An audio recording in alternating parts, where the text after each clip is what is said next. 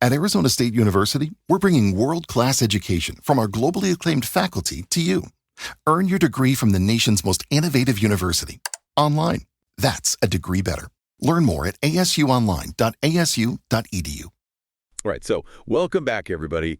We're diving deep today, and, we love to uncover these sort of like hidden tactics, and today we've got one it's a legal strategy, but let's just say it's a little, controversial. It definitely raises some eyebrows. It does. We're talking about deny, defend, depose. Patchy, right. And there's a certain ring to it. And we're going to be pulling from, wouldn't you know it, a text actually titled Pasted Text. Straight to the point. Yeah, they didn't mess around with that title. Yeah. So basically what we're going to do is we're going to unpack how this whole deny, defend, depose thing actually works. Yeah. Like what are the mechanics of it?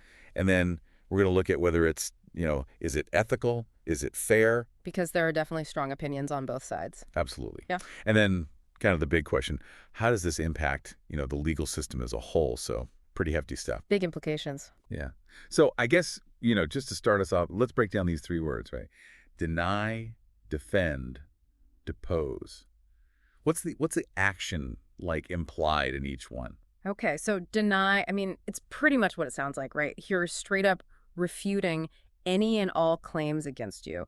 No compromise, no admission of guilt. So it's more than just saying, I didn't do it. It's like, nope, didn't happen. Absolutely not. Exactly. It's about setting a very strong tone from the get-go. And, if you've got a team of high-powered lawyers backing you up, it can be pretty intimidating, especially for someone who maybe doesn't have those kinds of resources. Right. So you're already like shifting the power dynamic right there. Okay, so you deny and then you defend, right? What does that involve? So think of it as building a legal fortress around yourself, right? You're bringing in expert witnesses, you're filing motions, maybe even countersuing. You're requesting tons of documents, basically anything to make the process as complex and as lengthy as possible for the other side. So you're kind of burying them in paperwork. Exactly. And all of this, of course, costs money. Lots of money. Which not everyone has. Yeah. Okay, so then we get to the depose part. And this is where the pre-trial interviews come in, right? Yeah, those depositions. And they can be brutal.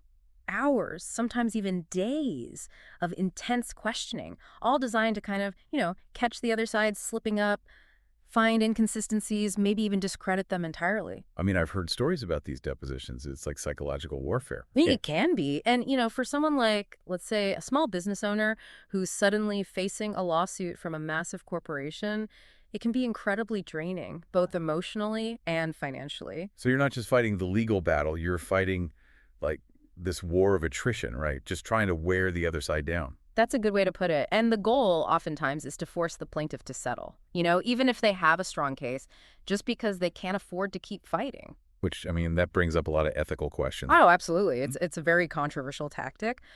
So, like, where do the arguments fall on this? Like, what do people say in favor of it, and what do people say against it? Okay, so the people who support deny, defend, depose, they say it's all about ensuring a strong defense. Makes sense. And that it helps to protect people and businesses from frivolous lawsuits, which, let's be honest, those do happen. Yeah. So they see it as like a shield against abuse of the legal system. Okay, so they're saying it's a shield, not a weapon. Exactly. But then you have the critics, right? And they say, hold on a second, this isn't a shield, this is a weapon. Right. And it's being used by the powerful to silence legitimate claims. They argue that in reality, a lot of people with valid complaints don't even bother pursuing legal action because they know they'll be up against this kind of strategy and they just can't afford it. So it's like a deterrent. Exactly. And, it raises the question, how many cases with real merit are being swept under the rug because of this? So it's like this whole problem of access to justice, right? Like, if you can't afford to play the game, you don't get to play. Exactly. It really highlights the imbalance of power within the legal system. So, what can be done? Like, are there any solutions? Well, that's the million-dollar question, isn't it? Some legal experts have proposed things like, limiting the length of depositions, setting caps on legal fees, or maybe even providing more resources for individuals who are going up against these kinds of tactics. But, it's a tough one. Yeah, it's like, how do you balance the right to a strong defense with, ensuring that everyone has access to justice? It's complicated. It is. And honestly, it's a conversation we need to keep having. The legal landscape is constantly changing, and we need to make sure that the system is fair and that it works for everyone, not just for those who can afford the best lawyers and the longest depositions. So I encourage everyone listening to do their own research, to learn more about this strategy and the arguments on both sides, because ultimately it's up to us as citizens to demand a system that is truly just. Yeah, absolutely. I mean, that's kind of the whole point of these deep dives, right? To give people the information they need to form their own opinions and to, maybe even push for change. Exactly. All right. Well, I think that's about all the time we have for today. But this is a topic I think we'll probably be revisiting again because there's so much to unpack here. Definitely. But for now, thanks for listening, everybody, and we'll catch you next time. See you then. Today is your lucky day. Today is the day that our $3 website works for you, paying you directly to your PayPal daily. Imagine $3 ongoing continuous payments to your PayPal account. Imagine falling asleep and waking up to $300 in your PayPal account. How would this make you feel? How could this help you? What bills could you pay? What kind of fun could you have?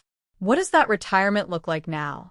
All for a one-time payment of $3. This website is DFY done for you, fully built and completely hosted, and never stops collecting payments for you. You have spent $3 on coffee on a regular, but that coffee won't help you create multiple streams of income. Click the link below.